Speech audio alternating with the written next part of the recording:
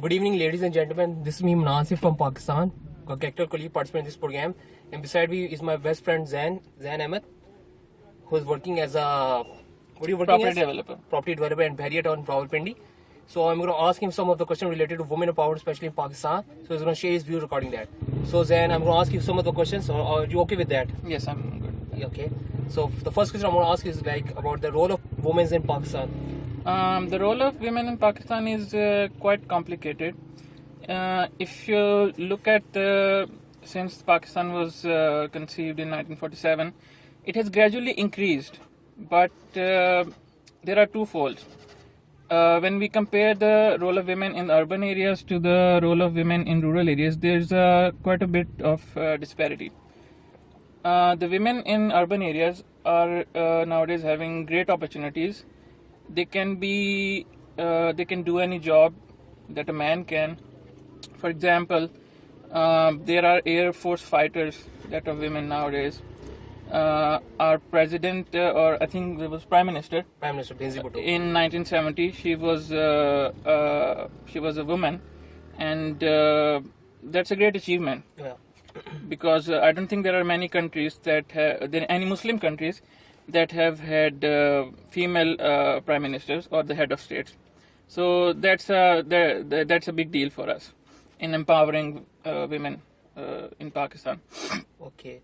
Now, still there are many issues, like even in the urban areas, wage disparity is a huge concern. A woman at the same post as a man gets a lower wage as compared to a man. Okay. That's a big issue. Yeah. Other issues like harassment, workplace harassment, yes, those are quite prevalent in Pakistan.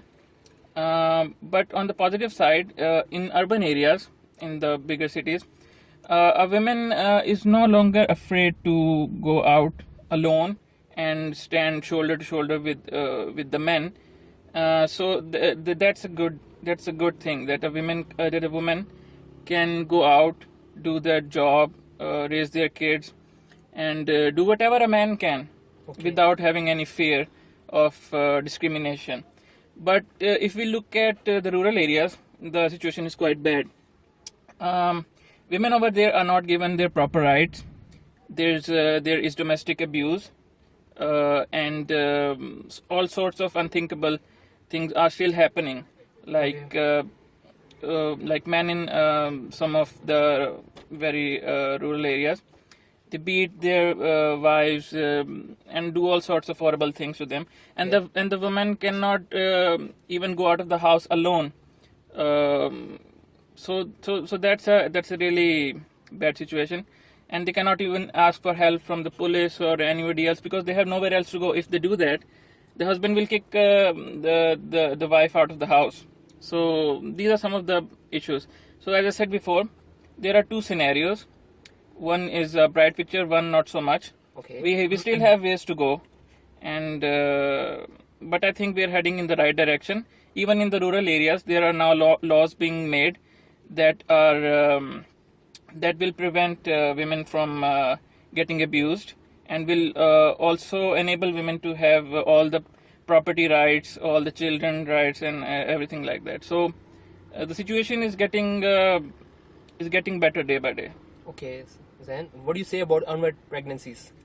I mean, unwed pregnancies, like people who in many developing countries and also in developed countries, yeah. it's a big issue, and the use of contraceptives is not that prevalent, and people don't know much about that. So yes, that is a big issue, unwed pregnancies. But I think this issue needs to be tackled. There should be awareness campaigns, and I think there have been a few, and I think this issue needs to be resolved as soon as possible. Yes. Okay, bro, I have one more question from you. Yeah, I want to know your opinion regarding the childhood marriages. I mean, yes, that's is it good or bad? I mean, no, that is a very severe issue, and laws are being made that are prohibiting the family members to wed a girl under, I think, 20 years old.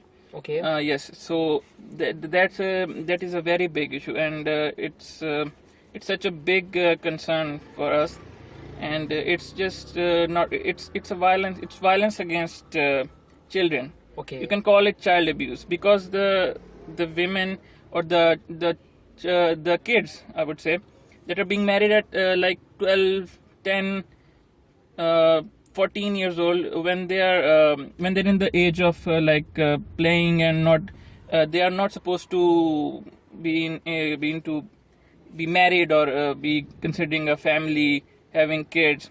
So that is a really alarming issue that needs to be solved. But like I said, in the urban areas it is almost non-existent, but in the rural areas it's quite prevalent, and whenever news gets out, which often does, and media takes up on it, and then only the government and the chief minister, they take action, proper action. But I think this is a very serious issue, and it needs to be eradicated completely, so that no one can dare to do this ever again. Okay. So do you think what we as a male can do something to avoid that situation, like similarly such as to like unwanted pregnancies? So what Yes. can we, like as a male, as a gender, can do to avoid those? What can male people can do? Like for the general public, we can only have carry out awareness programs. Of course, we are not in the lawmaking business, but we can pressurize the government to pass laws and ask the lawmakers to have strict punishment against child abuse, child marriage, especially female child marriage. But as a citizen, we can only have we can impact in many ways. Like we can nowadays, with the advent of social media, we can carry out several campaigns where we can make people aware of these issues and have a positive word on it. Now, as far as the lawmakers are concerned, we should also pressurize them. We should have sit-ins in front of the offices and the Parliament House, so that they can also see that this is a big issue. I think they do think it's a big issue, and now several, as I said before, several laws have been made that are preventing these things from happening, which is a very good thing. Okay. But still, there are some cases which which don't get much attention from the media, and they get hidden, and they stay hidden. So I think we are heading into a positive direction, and women in Pakistan generally are quite safe. So the urban population is increasing quite rapidly, and so women are here are safe. They are respected. Women in urban areas are very much respected. That's a thing that I would say. We really respect women, and I think that's a good thing. I would like to add some points regarding unwanted pregnancies. That's a huge issue and going globally. I would like to say that there was a recent situation that happened over here in Faisalabad, that there was a couple who threw out their young daughter alive over there in the garbage. And you know what happened after that? That sanitary workers came there at the trash cans nearby and didn't know that she was there over there. And what they did was that they burned the trash. They burned her alive in order to burn the trash. Didn't know that there was a gun over there, but they did that unintentionally, and we lost a life over there. So government should take action upon that. There should be strict punishment against those It's people. Really horrible. And I guess there should be some training programs that should be held in schools, colleges, to educate the women and people about But this I mean, the incident that you said, that leads me to believe there is some sort of mental illness also involved in this case. Yeah. Because how often do you hear that a mother has killed her children or thrown her children out? There's always an aspect of mental illness involved, so we should not rule that out. Of course, we can have campaigns and awareness, all those things, but mental illness cannot be cured. And the incident that you told me clearly indicates that there is some sort of mental illness involved, and of course that needs to be solved as well. I think there are more than just mental issues. To me, it's like one is like financial problems because the male is normally not earning anything and the girl is also not earning anything. Yes. And the second is that society won't accept it. I mean, even Yes. if they go through their parents and go to their family members, they Yes. would say that they won't be accepting them and they would be like perceiving them in a negative image. Okay, so they have no choice other than to throw a baby or to burn them, which is negative. That is totally negative, and I do not support that. Yes. I want training programs and educational programs to be held over in different parts of the area, especially in the rural areas and urban areas where people Yes. do these kind of stupid stuff, which is totally condemnable. Yes. I think that leads to another issue: unemployment. Yeah. People in rural areas and even some in the urban areas, they believe that if a child is born, it should be a boy, which is I don't think that's a good thing. Yep. Human life is equal. Women and men, I think their life matters equally. Okay. And but over here in Pakistan, in the rural areas, I believe that when a girl is born, it's thought of as a burden, Yeah. because she would not be able to help the parents in the work, and they would have to bear all the expenses and then marry her and all those things. So I think that's a mindset that needs to be changed. Yeah. And I think that's a grave issue, and it needs to be resolved. And there's another topic I would like to discuss upon is that there are some families over there, especially in tribal areas, in northern areas. I don't know which family, but they, you know what they do? They consider birth of a daughter as being a blessing, but in a negative way. You know what? When their daughter grows up, they sell it to the person who's going to marry her. They sell it to that person, even though he can be like age person. Yeah, he but- can but- be someone who has already been But married. just for the greed of money, they Just sell for their the daughter, daughters. without getting consent from your daughter whether she wants to marry him or not. They're gonna simply marry her. Yes, that's a grave issue. But I think that's only a minimal amount of people that do that. As I said before, that the role of women and the respect of women is increasing day by day. Yep. Urbanization is increasing, and with urbanization, people are more educated about the women rights, and they're respecting women a lot. As I said before, that in many urban areas, which constitutes about 70% of the country. Yep. I'm only talking about the very poor and underdeveloped areas of Pakistan where these kinds of horrible acts are happening. But when you consider that 70% of the population is either urban or semi-urban, Yep. so women are not having any difficulty raising their. If a woman gets divorced, Yep. she in today's era, she would not have that much of trouble as she would have before, because there are now opportunities for women. They can do anything. They can get employment if she's educated. They can have some skills. They can have some skill jobs, and there are also skill development programs. And so she can always enroll in a skill development program and enhance her skills, and then get a job. So she can raise she can raise their children on her own and not be dependent on the man who has left her, either divorced her or he has died. So I think generally we are heading towards a good direction, and I think women's lives and women are safe in Pakistan as they were before, much safer now. And I think with the passage of time, it will only get better. I would like some positive aspects over there in Pakistan. There are women who are like fighter pilots Yes. over there, and there are girls, especially who are mostly doctors, And commercial pilots, commercial pilots, and they're in the armed forces.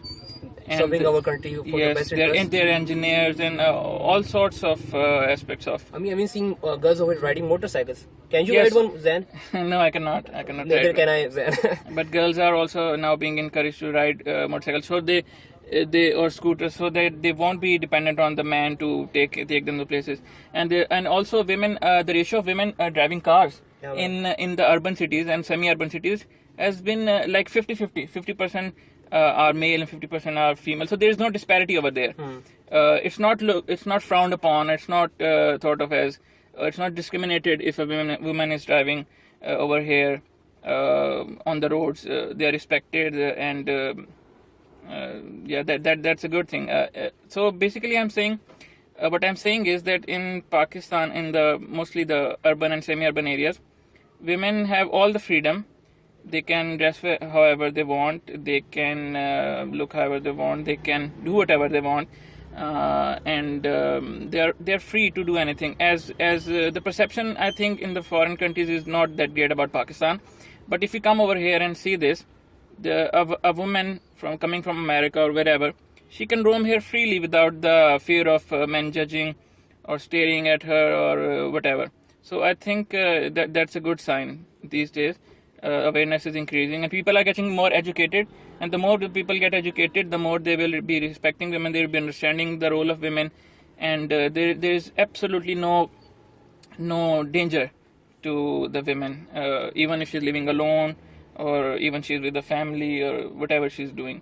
Everything a man can do, a woman can do in the urban and semi-urban areas, and I hope the same can be said for the the underdeveloped or poorer areas.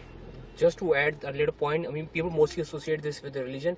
We are both Muslims, but I can show you that in our religion, Islam, women are completely allowed to drive. Yes, okay? They are. During the reign of Caliphate, Hazrat Umar, women used to ride camels at the night. At midnight, okay? Yes. And in Saudi Arabia, women and also help out with the women, with the men in daytime.